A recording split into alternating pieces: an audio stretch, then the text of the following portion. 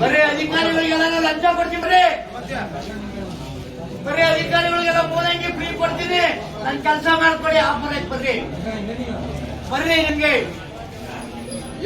ಕೆಲಸ ಮಾಡಬೇಕನ್ನಂತ ಅಧಿಕಾರಿಗಳ ವಿರುದ್ಧ ಧಿಕ್ಕಾರ. ಯಾರು ಕೇಳೋರು ಲಂಚ ನಿನ್ನ ಹತ್ರ? ಎಲ್ಲ ಅಧಿಕಾರಿಗಳು ಹೆಸರು ಗೊತ್ತವ್ರವು?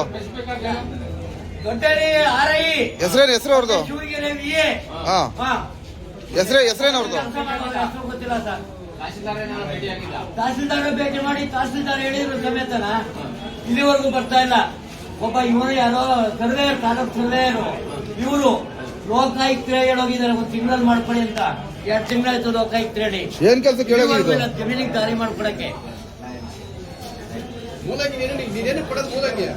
ಲಂಚ ಕೊಡಕ್ ಬಂದಿದ್ದೀನಿ ಸರ್. ದುಡ್ಡಿಲ್ಲ ಅಂತ ಏನ್ ಮಾಡೋಣ? ಇಲ್ಲ ಹೊರ ಮನೆ ಬರ್ಕೊಡೋದ್ರು ಬರ್ಕೊಟ್ಬಿಡ್ತೀನಿ, ಅಷ್ಟಾದ್ರೂ ಮಾಡ್ಲಿ. ತಹಸೀಲ್ದಾರ್ ಕೆಲಸ ನನಗೆ ಕೊಡ್ಲಿ, ನಾನು ಹೊರ ಮನೆ ಬಿಟ್ಕೊಡ್ತೀನಿ ಅವ್ರಿಗೆ, ಅಷ್ಟನ ಮಾಡ್ಲಿ. ಹಾಳಾಗೋಗ್ಲಿ, ದಾರಿ ಬೇಕು ಅಷ್ಟೇನೆ. ಸರ್ವೇಯರು ಬರ್ತೀನಿ, ನಾಳೆ ಬರ್ತೀನಿ ಜಮಕಾಯಿಸ್ತಾವ ಹಿಂಗೇನೆ.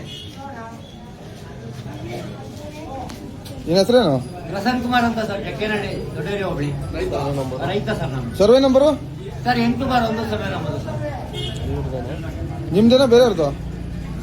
ಪಕ್ಕದ ಜಮೀನವ್ರು ಒತ್ತುವರಿ ಮಾಡ್ಕೊಂಡಿದ್ದ ಜಮೀನು ಬಿಡಿಸ್ಕೊಡಿ, ದಾರಿಯೆಲ್ಲ ಬಿಡಿಸ್ಕೊಡ್ತಾ ಇಲ್ಲ ಇಲ್ಲಿವರೆಗೂ. ಸಿಎಂ ವರ್ಗೂ ಹೋಗಿದ್ದೀನಿ, ನಕಾಶಲ್ಲಿದೆ, ಸಿಎಂ ಹತ್ರ ಹೋಗಿದ್ದೀನಿ, ಕೃಷ್ಣ ಬೈರಾಗ್ ಹತ್ರ ಹೋಗಿದ್ದೀನಿ. ಅವ್ರ ಕಡೆಯಿಂದ ಆರ್ಡರ್ ಮಾಡಿಸಿದ್ದೀನಿ ಜಮೀನುಗಳಿಗೆ ದಾರಿ ಬಿಟ್ಕೊಡಿ ಅಂತ. ಎಲ್ಲಾ ಜಮೀನುಗಳಿಗೂ ದಾರಿ ಬಿಟ್ಕೊಡಿ ಅಂತ ಆರ್ಡರ್ ಮಾಡಿಸಿದ್ದೀನಿ ನಾನು ಅವತ್ತು.